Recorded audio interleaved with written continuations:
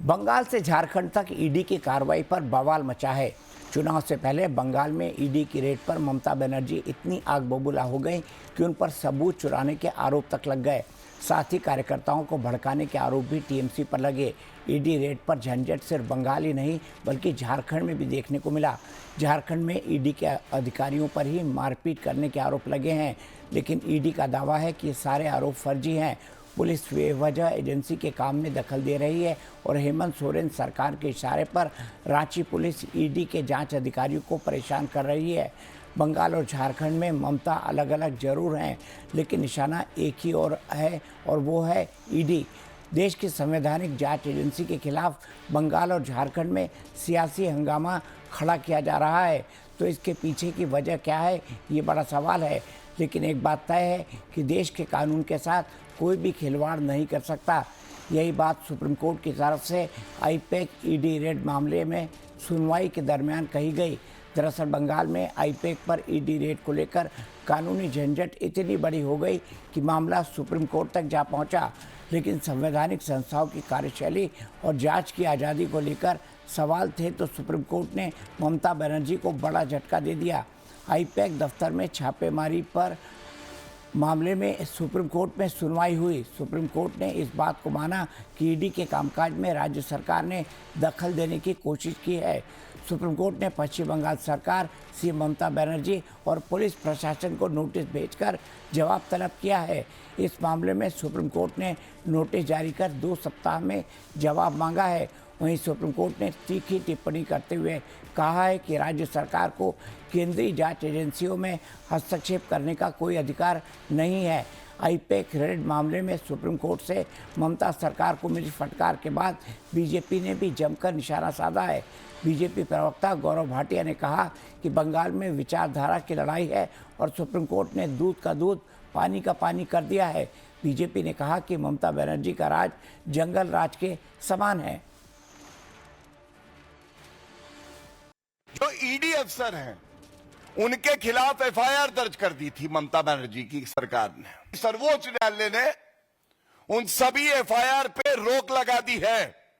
ये कैसा जंगल राज है पश्चिम बंगाल में? ममता बनर्जी को उत्तर देना चाहिए।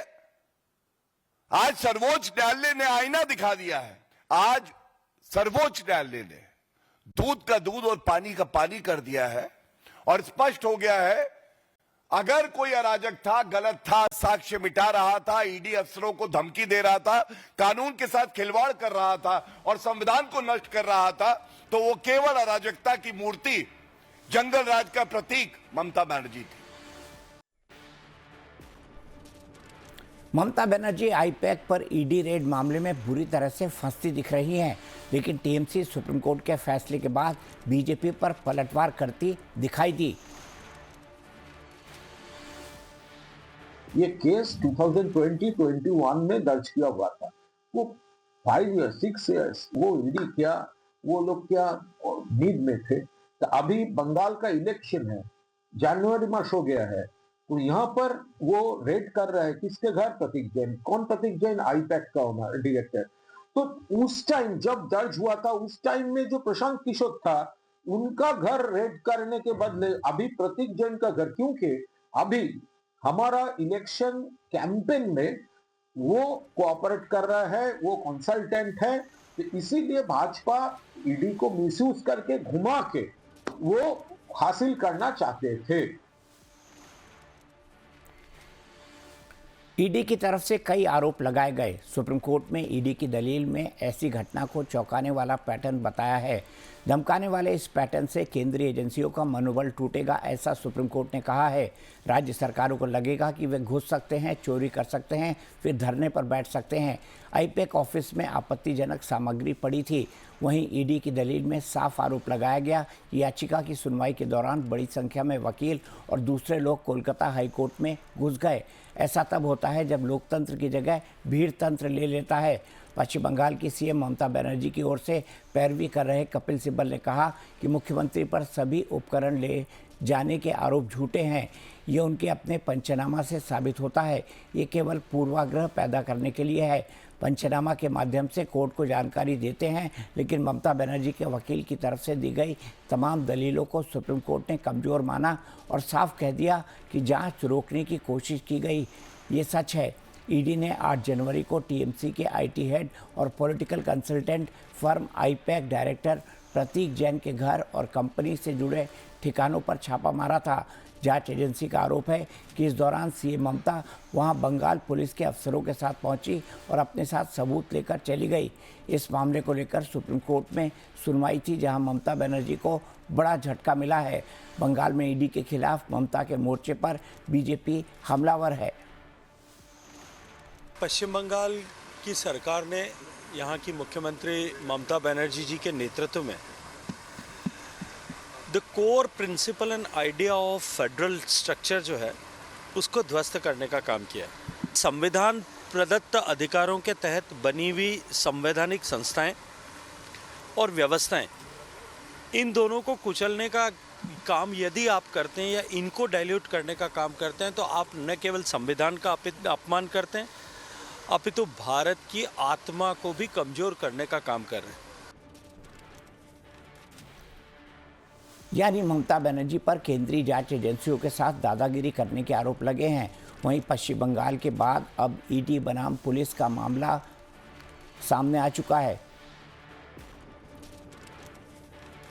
सत्ता का गुमान इस सरकार के सर पर इतना चढ़ गया है कि वो पार्लियामेंट के एक्ट के द्वारा बनी गई एक संवैधानिक संस्था पर वो रेड कर रही है। साहब, हास्यास्पद स्थिति उन्होंने पैदा कर दी है। अगर किसी अधिकारी से किसी मामले में पूछताछ करनी थी तो बीएनएस के तहत नोटिस देकर बुलाने का प्रावधान था।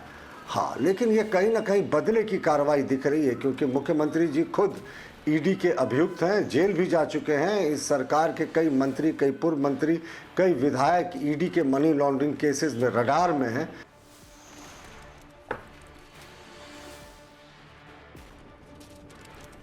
इसी पर बात करने के लिए मेरे साथ विजय कौशिक हैं, नेता हैं कांग्रेस के, अनंत अमित हैं, प्रवक्ता हैं बीजेपी के, और संजय सरकार हैं, नेता हैं टीएमसी के।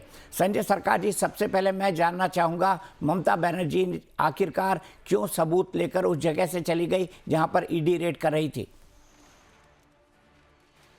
देखिए, तो सबसे पहले तो बात है, आप किसको बात सच मानेंगे? भारतीय जनता पार्टी को जो यहाँ पर जो एलओपी है, लीडर ऑफ ऑपोजिशन शुभेंदु अधिकारी बोल रहे हैं, जो कुछ सामान वहां से लेके जा नहीं पाए। बंगला एक चैनल है, रिपब्लिक बंगला बोल के, उसको एंकर है सोनाली सर को, बोले कुछ भी लेकर दीदी नहीं जा पाए। जो भी है ईडी 6 हाथ करके बाहर भेज दिए हैं। और आज ईडी को फटकारा जब मारा है जस्टिस मिश्रा और जस्टिस पंचाली जो मारा है, क्या बोला है, आप 6 बजे से 12 बजे तक तब तक आप सीज क्यों नहीं कर पाए हैं? आप अभी यहां पर देखा, हम कुछ भी नहीं कर पाए हैं। आप जब बोल रहे हैं ना, फटकारा तो ईडी को भी पड़ा है, नहीं पड़ा है क्या ईडी को? और जब चुनाव आते हैं ज्यादा फटकारा तो आपको पड़ा। संजय सरकार जी, ज्यादा फटकारा तो आपको पड़ा। आपके ऊपर ये आरोप लगा है कि आप संवैधानिक संस्थाओं के कामों के अंदर हस्तक्षेप कर रहे हैं। ये आरोप तो आप पर लगा। फटकारा पड़ा, बताइए मेरे को, कहां फटकारा मेरे को पड़ा? आप बताइए आप मेरे को। ये आरोप तो आप पर लगाना कि आप संवैधानिक संस्थाओं के काम में हस्तक्षेप कर रहे हैं। ये फटकारा तो आपको लगाना संजय सरकार जी।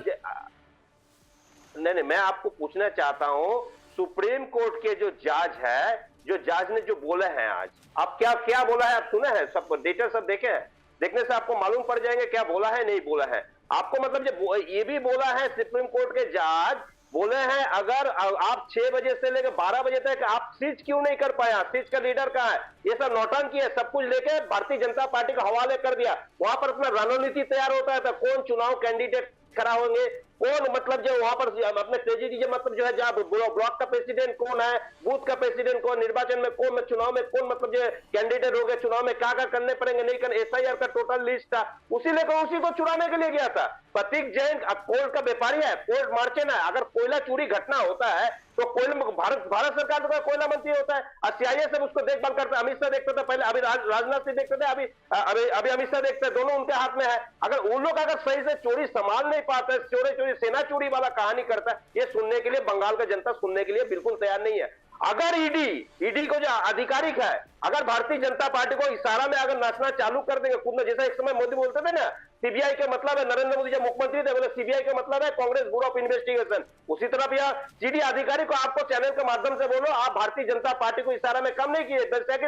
सरकार गिरने के बाद में आपको नौकरी करने पड़ेंगे 60 साल तक, लेकिन आप कौन से जंगल में जाएंगे, कौन से जमीन के नीचे है, कौन से पानी के नीचे छुपेंगे? आप तो आना ही पड़ेंगे, सर्विस तो करना ही पड़ेंगे, नहीं आपको देश छोड़ के भागना पड़ेंगे। इसके अलावा तो कुछ नहीं है। आप भारतीय जनता पार्टी को इशारा में बिल्कुल काम करना बंद कर दीजिए। आप एक संवैधानिक संस्था है, आप निष्पक्ष रूप से काम कीजिए। आप भारतीय जनता पार्टी को एजेंट नहीं है। अभी बंगाल की जनता क्या बोलते मालूम है? अमित शाह, नरेंद्र मोदी का तो 3 भाई ईसी, ईडी, सीबीआई। अभी बोल रहे बंगाल की जनता बोलने से, अभी बंगाल की जनता ये भी बोल रहे हवाई चप्पल सफेद साड़ी बंगाल के एक सैन्य नारी। अमित शाह नरेंद्र मोदी को पड़ेगा भारी। अभी तो बंगाल की जनता बोलना चालू कर दिया। तो तमाम देखा, अभी आज रांची में भी देखा क्या हुआ नहीं हुआ। आधिकारिक जाकर किसी को पीटता है, मारता है, तो आधिकारिक अगर मारता है पीटता है तो हम लोग से बस जनता छोड़ देंगे, वहां पे स्टेट प्रशासन छोड़ देंगे। क्यों छोड़ देंगे? भारतीय जनता पार्टी को एजेंसी है क्या? प्राइवेट एजेंसी है क्या? भारतीय जनता पार्टी क्या प्राइवेट एजेंसी है? भारतीय जनता पार्टी को संगठन ही है क्या? ये भी एक agency, ED, CBI, NIA, income tax, court में भी देखिए शक्तिबल से आपको गवर्नर बना के भेज दिया है और कुछ फैसला दिया था। रंजन गोगोई के देखिए राज्यसभा का मेंबर बना के, अभिजीत गांगुली ये दिया तो उसको मेंबर ऑफ पार्लियामेंट बनाकर दिल्ली में भेज दिया। ठीक है, अनंत अमित जी से सुन लेते हैं। अनंत अमित जी से उनका पक्ष जान लेते हैं। संजय सरकार जी आपने पूरा वक्त ले लिया। संजय सरकार जी आपने पूरा वक्त ले लिया, आप सुन लीजिए अनंत अमित जी को। अनंत अमित जी, इनका कहना है कि फटकार तो ईडी को लगी है और फटकार ऐसी लगी है कि ईडी जो है अब बगले झांक रही है। यह कहना है संजय सरकार जी का। देखिए दीपक जी, आज जिस तरीके से सुप्रीम कोर्ट के अंदर जो मामला चला और सुप्रीम कोर्ट ने जिस तरीके से अपना रुख अख्तियार किया है और जिस तरीके से फटकार राज्य सरकार को लगाई है और राज्य सरकार के सारे एफआईआर को रद्द करने का काम किया है फिलहाल, और ईडी ने कहा है कि भाई एक तो हम ममता बनर्जी पे एफआईआर करना चाहते हैं, उस पे भी अगले डेट में मुझे लगता है एफआईआर होगा, और दूसरा ईडी ने कहा कि इनका डीजीपी जो है 31 तारीख को रिटायर हो रहा है, ये ममता बनर्जी के साथ करता क्या है? तो इन्होंने कहा, इनके वकील कपिल सिब्बल ने कहा कि चूंकि वो डीजीपी है तो मुख्यमंत्री को Z+ की सुरक्षा मिले। ये बताइए दीपक जी, 28 राज्य और 8 केंद्र शासित प्रदेश है, कहीं आपने देखा है क्या सारे मुख्यमंत्री के साथ डीजीपी होते हैं क्या? डीजीपी राज्य की सुरक्षा में लगा होता है, लेकिन डीजीपी वहां का डीजीपी वहां के ईडी को हड़का रहा था, धमका रहा था, और न्यायालय ने आज जिस तरीके से आदेश दिया है, न्यायालय के आदेश का हम स्वागत करते हैं। और जिस तरीके से अब झारखंड के मुद्दे पे आते हैं, झारखंड में दीपक जी 12 तारीख को एक संतोष कुमार जो कि वहां पे पीएचडी विभाग में कर्मचारी होता है और उसका वो क्लर्क होता है, और क्लर्क होने के बाद उसकी नियुक्ति हो जाती है अकाउंटेंट पे, और वही झारखंड पुलिस उसको गिरफ्तार करती है 20 करोड़ के घोटाले में। और जब ईडी जब जांच करती है और ईडी जब उसे पूछताछ करती है तो झूठ बात बोलता है, और झारखंड सरकार, वही झारखंड सरकार ईडी के खिलाफ एक केस करती है 5/2026 में, जिसमें जो बीएनएस की धारा तमाम धाराओं के साथ 109/2 लगाती है, जो कि खुद ही वो 109/2 में ये है कि कोई अपराधी अगर अपराध कर चुका है, वो किसी को हड़काता है, धमकाता है, तो उसके खिलाफ लगता है। तो क्या ईडी का अपराधी ईडी के अधिकारी इस तरीके के थे क्या? तो झारखंड की सरकार ने भी ये एफआईआर ही गलत कर दिया है उनके खिलाफ, उनकी हताशा, और पश्चिम बंगाल सरकार की हताशा बता रही है। इसी के तहत वो ईडी पे कार्रवाई कर रही है, और इस बार पश्चिम बंगाल की जनता ने यह तय कर लिया है, यहां पर न सांसद सुरक्षित है, न विधायक सुरक्षित है, न लोग सुरक्षित है, वहां पे ऐसी सरकार की क्या आवश्यकता है? वहां के लोगों ने यह तय कर लिया है, और आज न्यायालय के आदेश के बाद ममता बनर्जी की नींद शायद खराब हो जाएगी, और आने वाला 2026 का जो चुनाव है निश्चित तौर पर भारतीय जनता पार्टी की सरकार बनेगी। संजय जी, हंसने से नहीं होगा, आप तो न्यायालय की बात को भी दुत्कार रहे हैं, आप तो खुद दीपक जी से एक सवाल पूछ रहे हैं कि सुनिए ना, जिस दिन हाथी चड्डी पहन लेंगे, जिस दिन हाथी चड्डी पहन लेंगे उस दिन बंगाल में सरकार बन जाएंगे। साहब आज न्यायालय ने अगर हाथी जिस दिन चड्डी पहन लेंगे उस दिन बंगाल में सरकार बन जाएंगे। हाथी भी चड्डी नहीं बनेंगे, बनियान भी नहीं बनेंगे, हम सरकार नहीं बनेंगे। ठीक है, रुक जाइए संजय सरकार जी, अनंत अमित जी रुक जाइए दोनों। मैं राजेश तोमर के पास चलता हूँ। राजेश तोमर झारखंड से मेरे साथ जुड़े हुए हैं। राजेश जी बताइए क्या हुआ पूरे मामले में झारखंड में, ये क्या मारपीट का आरोप लगा है? देखिए दीपक जी, आज सुबह से ही पूरे ईडी दफ्तर के बाहर झारखंड पुलिस ने एक तरह से घेराबंदी कर रखा था। उसमें 3 इंस्पेक्टर, एक डीएसपी खुद वहां पर मौजूद। बाद में जब ईडी की दफ्तर खुली और वहां पर जब कुछ अधिकारी आए, उनको लगा कि यहाँ पर एक अलग सा माहौल है। उसके बाद सीआईएसएफ की टीम को बुलाई गई। बिल्कुल आमने सामने का मामला बन रहा था। अगर पूरे घटनाक्रम को आप देखें तो संतोष कुमार जो कि पेयजल विभाग में है और वाटर सैनिटेशन विभाग में है, उन पे आरोप है। ईडी उसका अनुसंधान कर रही थी। अब जो आरोप लगा, प्रतीक है यहाँ पर असिस्टेंट डायरेक्टर ईडी में, उन पर लगा कि उन्होंने उनके साथ में बोतल से उनके सर पे मारा और वहां पर वो लहूलुहान हो गए, और एयरपोर्ट थाना पे एक केस दर्ज किया गया। 2 दिन पहले। आज जिस तरह से वहां पर पुलिस पहुंची और ईडी दफ्तर में प्रवेश की, झारखंड के लिए बल्कि बहुत बड़ी घटना हुई। शायद किसी ने नहीं सोचा होगा कि चूंकि ईडी सीबीआई एक प्रीमियर एजेंसी होती है, अगर आप उसके दफ्तर में इस तरह से प्रवेश करते हैं, इस तरह से पुलिस जाती है, तो संकेत कहीं से भी अच्छा नहीं जाता है। चूंकि जो फेडरल स्ट्रक्चर है, जो संघीय ढांचा है, अगर इसमें ईडी के खिलाफ पुलिस घुस जाए, अगर आप ईडी सीबीआई के खिलाफ में पुलिस घुस जाए, उसकी कार्रवाई हो, तो ये संकेत क्या कुछ जाता है, इसका अंदाजा आप लगा सकते हैं। आज झारखंड में जो कुछ हुआ, जो दृश्य सामने आया, ये बिल्कुल चौंकाने वाला है और लगता है जैसे कि ये 2 राज्य और संघीय संरचना नहीं बल्कि किसी 2 देश का मामला हो। यहाँ पर अगर स्थानीय पुलिस ईडी और सीबीआई के खिलाफ हो जाए तो आप क्या कहेंगे? आज दिन भर इसी की चर्चा होती रही यहाँ पर। ठीक। अब सवाल है कि ईडी दफ्तर में कई केसेस दर्ज हैं, जिसमें कि जमीन घोटाले से जुड़ा मामला है, नींबू पहाड़ से जुड़ा मामला है, हर एक स्टेप पे यहाँ पे मामले की जांच हो रही है, खुद मुख्यमंत्री के खिलाफ जांच हो रही है। तो जिस तरह से पुलिस वहां प्रवेश करती भारी संख्या में, तो अब आने वाले समय में ये जांच किस तरह से आगे बढ़ेगा और कितना ईडी के अधिकारी खुद को सुरक्षित महसूस करेंगे। अगर कोई वहां पर पूछताछ होती है, इंट्रोगेशन होती है, दबाव बनता है, वो पुलिस थाने में भी बनता है। लेकिन जो कुछ जिस तरह से चीजें आमने सामने हुई हैं, इसका अगर आप देखें तो जो ओपस वो काफी बड़ा है। ठीक और है। ये जो नैरेटिव सेट हो रहा है वो उसको समझना होगा। ठीक है, विजय कौशिक जी, क्यों किया आपकी सरकार ने ऐसा?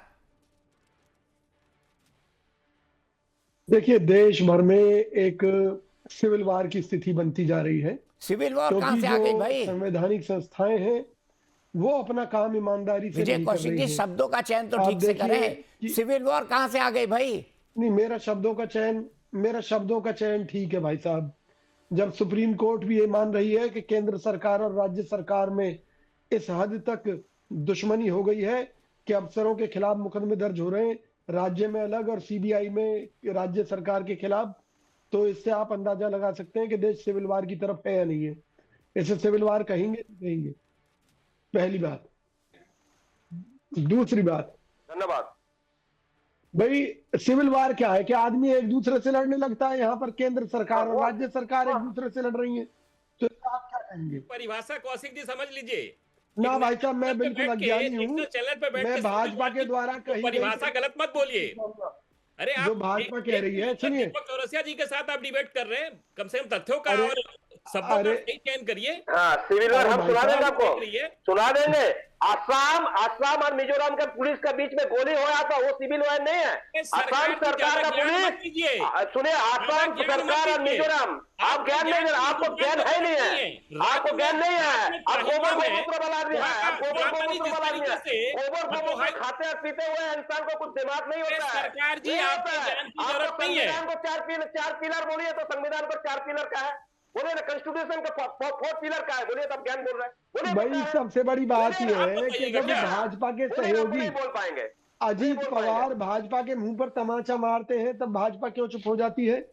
ये वही अजीत पवार हैं जिनके साथ मिलकर महाराष्ट्र में बीजेपी सरकार चला रही है और चुनाव से पहले कहा करती थी अजीत पवार चक्की पीसिंग। कहां चली गई सीबीआई और ईडी? इसी ठीक है। तरीके से 2014 के बाद जितने मामले दर्ज किए गए हैं सीबीआई ईडी द्वारा, कितने लोगों को इन्होंने सजा दिलवाई है? अरे भाई, सीधी सी बात है, जो इनके खिलाफ काम करे उसके खिलाफ रेड डाल दो, और जब सेटिंग हो जाए, वो भाजपा में शामिल हो जाए, तो वो ईमानदार बन जाए। शुभेंदु अधिकारी को कौन सी फांसी दिलवा दी भाजपा ने?